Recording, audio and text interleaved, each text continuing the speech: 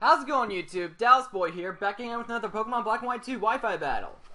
And this battle, I'm going against Crobat for the win, and yeah, this was a little bit of a hacksy battle, but I'm actually going to be using this battle as a little meet the team kind of thing, because this is one team that I actually kind of like using a lot. It's still not the Sand team, which was the team that I actually got requirements for to vote for Keldeo with and stuff, but yeah, I actually used two teams to try to get Rex, to be honest, and this was the other one, and yeah. But anyways, looking at teams, he is running a Sun team, and I am running a Rain team. And that Venusaur is pretty much going to be a big problem, as is the Dragonite. So, and pretty much the biggest threat on my team to his is probably going to be Kyurem-B. So, pretty much what I need to do is keep Kyurem-B alive long enough to dent that Venusaur and try to take it out, and I probably should be okay. So, hope you guys enjoyed this battle, and let's get this show on the road. So, he's going to be leading off with this Darmanitan, and I'm going to be leading off with my Jirachi. And I'm just, yeah, pretty much Jirachi is the main scout of this team. And as you can see with U-turn there, and I actually went for U-turn and risking the fire move from the Infernape there, because I want to see what this Infernape wanted to run. And by the looks of how I outsped it, he is probably banded. And after that U-turn, he's going to be going into his Donphan, and my Landorus, which is the offensive pivot of my team, and my Stealth Rocker, is pretty much going to be U-turning out, and I'll be going to my Polito, which is there to set the rain, and acts as a physical wall itself, as Donphan is going to be setting up its Stealth Rocks. Now, how my opponent makes a pretty decent prediction, and goes into Bronzong predicting the Toxic. But that was kind of risky, as I could have scalded him, which I did there and got the burn. And he's just been going for a series of hypnosises as I fire off a series of scalds, and he is just missing on those. But yeah, this is kind of why I don't run hypnosis on anything. It's kind of unreliable this gen, with it being 60% accurate and all. But on the third hypnosis, he actually does hit my Politoed, and Politoed was pretty much the best thing I had to sack to a hypnosis, as it, yeah, I pretty much only needed to set up the rain and stuff.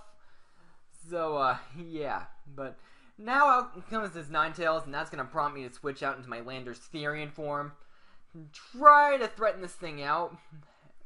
And I pretty much know he's not gonna go for a Will-O-Wisp or anything because my Politoed's asleep. But he's actually just gonna be roaring me out into my Keshabini, my Jirachi, and yeah, he's pretty much forced to go out into his Darmanitan to see what I gonna lock myself into. I just go for U-turn and go into Gorath the Tentacruel. And this Tentacruel is pretty much there to sub-toxic stall a bunch of things. And yeah, it's not really optimal for an offensive team like this. I believe this is offensive, but yeah, it's pretty much, its job is pretty much to spin and toxic stall stuff, like Gastrodon stuff. But now out comes Jadavion Clowney, my Kyurem-B. You remember this thing from the mag battle I had a while back. And yeah, this thing was EV'd to take hits like this. A +2, some boosted HP fire in this, yeah, you get what I mean. But just there to take hits and then just nuke something like that Venusaur. But now since I'm locked in Outrage, I can't really switch, and Clowney, he did his job and got rid of the big threat Venusaur. So I am kind of pleased with its job, and Infernape took it down with a Mach Punch, and I bring out my Landorus to just U-turn on whatever wants to come in. Donphan decides that it wants to come in, and now I send out my Moltres, and Moltres is pretty much my special nuke on this team, and kind of a stun counter too, once you look at it. And I did since slap a Choice Scarf on this Moltres, and I actually gave it U-turn and stuff, and you get what I mean. But now out comes this Dragonite.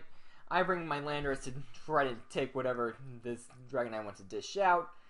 It opts to go for Dragon Dance, and then this Dragon Claw actually winds up critting me. This will definitely hinder me from taking hits from Infernape and stuff. So, yeah. And it's also going to kind of prompt me to switch into my Keshabini to try to take a Dragon Claw, which you guys will be seeing right now. And thanks to Jirachi's evenly distributed stats, it takes it pretty well. But then again, it is a Dragonite and plus 0 and stuff, thanks to Landorus' Intimidate. And yeah, but I know that he might want to predict the Ice Punch there, so I'm just going for the U-turn right there and switch out into Michigan J Frog. And I just gave away the reference to that thing. But I just have that to set the rain, and here I'm going to be trying to pull a double switch, predicting his Dragonite to come in and try to set up on my Politoed, but this is actually one of those Ninetales that likes to carry Sunny Day, apparently. So, not wanting to tank a stun boosted hit from this thing, I'm just pretty much forced out to U-turn and go into my Moltres. And said fire move is going to be Flamethrower, and although it is sun boosted, it's also a resisted hit, and Moltres does take it pretty nicely. And now I go for the Hidden Power Ground. I do carry this to nail Heatran and stuff, but yeah, you get what I mean. But he actually roars me out into my Politoed, and I kind of feel that the Sunny Day is going to be coming up, so I'm going to be switching into my Moltres to try to take advantage of it. And as I predicted, the sun is set up. And now I feel like he's going to be switching into something, and he has to switch out into his Dragonite. And this is a resisted hit, and this is resisted hit from a Moltres, and Dragonite does not take that well at all. And yeah, another reason why I went for Fire Blast is he could have expected the Hidden Power Ground, so Fire Blast was the safest option there, and my Moltres does tank the extreme speed and the life orb damage with 1 HP, and Dragonite is down thanks to Moltres. And now he's going to be going out to his Infernape to U-turn on my Moltres. It was pretty much the best thing I had to sack there. And now I'm going to be sending out my Tentacruel after he gets his sun up. And yeah, I'm just going to try to spam Scald in this thing. And unfortunately for him, he is going to be missing a couple of Will-O-Wisps here. And yeah, that is pretty unfortunate. And yeah, that will pretty much be the nail in his coffin to Ninetales. So yeah, pretty much knowing that his Ninetales is good as done, he's just going to fire off a Flamethrower on me, and I get to take this thing out with a Scald. So that will make me win the Weather War in the last few turns. And his last Pokemon is actually Infernape. So I kind of want to get my Rain Dish up and stuff. So I'm just going to be bringing in my Politoed as Death Fodder. So he can just close combat that thing. And I can get a few drops on it. Just in case if he had Thunder Punch or something. I don't know. I have seen Infernapes carry that, so yeah. So now after Politoed has been Death Foddered off, I'm going to be going into my Tentacruel Gorath, just so I can take a close combat. I do very nicely for being a Tentacruel, and yes, that is definitely banded damage. And one Scald from this thing will take out the Infernape, and that will be the game. And I believe that was a 2-0 in my favor. I still had Landorus around, and Tentacruel got the game-winning KO. So, yeah.